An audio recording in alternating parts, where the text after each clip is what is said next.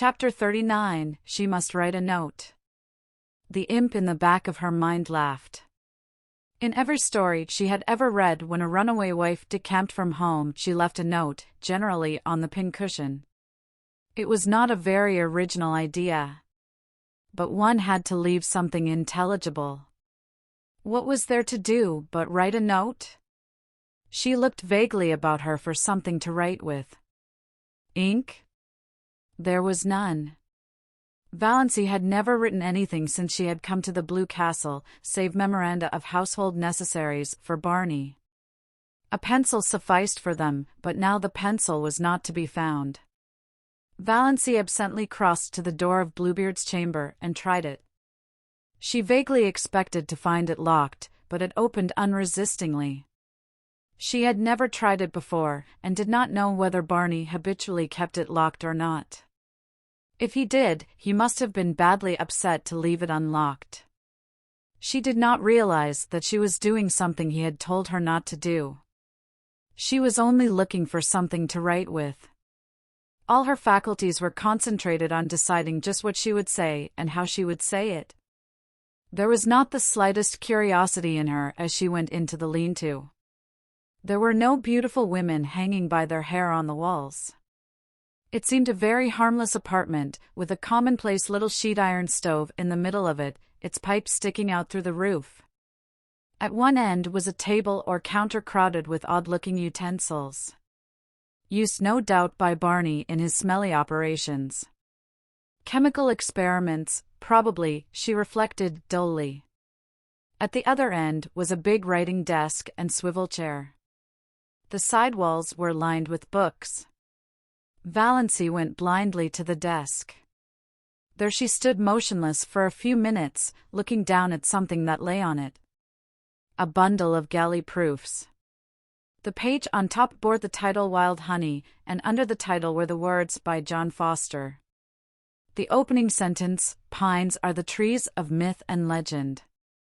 They strike their roots deep into the traditions of an older world, but wind and star love their lofty tops. What music when old Aeolus draws his bow across the branches of the pines," she had heard Barney say that one day when they walked under them. So Barney was John Foster. Valancy was not excited. She had absorbed all the shocks and sensations that she could compass for one day. This affected her neither one way nor the other. She only thought, so this explains it. It was a small matter that had, somehow, stuck in her mind more persistently than its importance seemed to justify. Soon after Barney had brought her John Foster's latest book, she had been in a Port Lawrence bookshop and heard a customer ask the proprietor for John Foster's new book.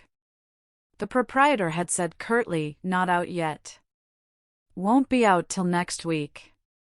Valancy had opened her lips to say, "Oh, yes, it is out," but closed them again. After all, it was none of her business. She supposed the proprietor wanted to cover up his negligence in not getting the book in promptly. Now she knew. The book Barney had given her had been one of the author's complimentary copies, sent in advance. Well.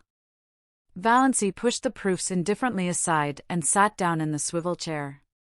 She took up Barney's pen, and a vile one it was, pulled a sheet of paper to her and began to write.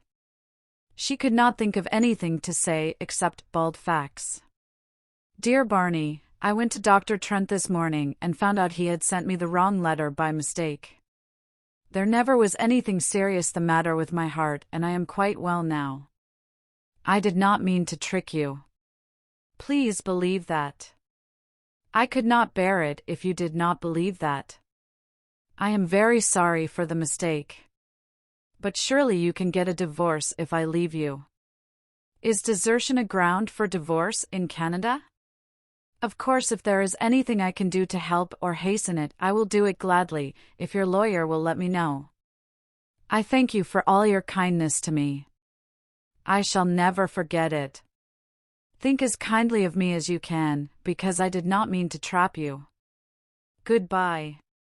Yours gratefully, Valancy." It was very cold and stiff, she knew. But to try to say anything else would be dangerous, like tearing away a dam. She didn't know what torrent of wild incoherences and passionate anguish might pour out. In a postscript she added, "Your father was here today. He is coming back tomorrow. He told me everything. I think you should go back to him. He is very lonely for you." She put the letter in an envelope, wrote Barney across it, and left it on the desk. On it she laid the string of pearls. If they had been the beads she believed them, she would have kept them in memory of that wonderful year. But she could not keep the $15,000 gift of a man who had married her out of pity and whom she was now leaving. It hurt her to give up her pretty bauble. That was an odd thing, she reflected. The fact that she was leaving Barney did not hurt her, yet. It lay at her heart like a cold, insensible thing. If it came to life, Valancy shuddered and went out. She put on her hat and mechanically fed Good Luck and Banjo. She locked the door and carefully hid the key in the old pine. Then she crossed to the mainland in the disappearing propeller. She stood for a moment on the bank, looking at her blue castle. The rain had not yet come, but the sky was dark and Mistawey's gray and sullen. The little house under the pines looked very pathetic, a casket rifled of its jewels, a lamp with its flame blown out. I shall never again hear the wind crying over Mistawey's at night, thought Valancy. This hurt her, too.